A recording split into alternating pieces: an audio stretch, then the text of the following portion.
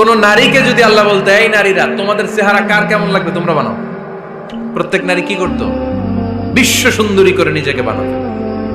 খুদ ধরার মতো কোনো জায়গা সে নিজের জন্য রাখতো না, ঠিক কিনা? কিন্তু এটা আল্লাহ দেন নাই, এই আকৃতিটা আমাদেরকে সরাসরি দান করেছেন কে?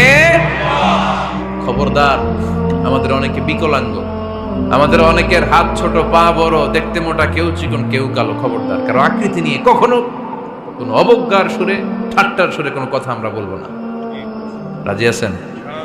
সবাই রাজি আছেন? আল্লাহ রাসূল সাল্লাল্লাহু আলাইহি ওয়াসাল্লামের এক সাহাবী ছিল, নাম ইবনে মাসউদ রাদিয়াল্লাহু তাআলা। উনার পায়ের নলা ছিল খুব চিকন, অস্বাভাবিক চিকন, স্বাভাবিক না। তো উনিও এটা ঢেকে রাখতেন, দেখাতেন না কাউকে। একদিন উনি খেজুর পাড়ার জন্য খেজুর গাছে উঠলেন। খেজুর গাছে ওঠার পরে নিচ থেকে সাহাবারা পায়ের চিকন নলা দেখে ফেলছে। দেখে সবাই হাসি, সবাই হেসে কুটি কুটি।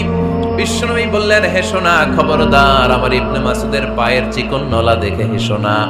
আমার ইবনে মাসুদের এই পায়ের চিকন নলা যদি মিজানের পাল্লায় উঠিয়ে দেয়া হয়, কিয়ামতের দিন উহুদ পাহাড়ের চেয়েও ভারী হয়ে যাবে। খবরদার, আমার ইবনে মাসুদকে আমার আল্লাহ অনেক পছন্দ করে, তার পা চিকন দেখে তাকে তুচ্ছ করো না।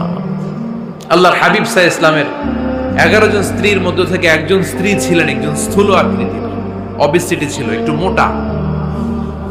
ওনার নাম ছিল সাফিয়া রাদিয়াল্লাহু তাআলা আনহা। আম্মা জান আয়েশার সাথে একবার সাফিয়ার ঝগড়া। নবীদের বউদের মাঝে মাঝে ঝগড়া হতো, তবে সেটা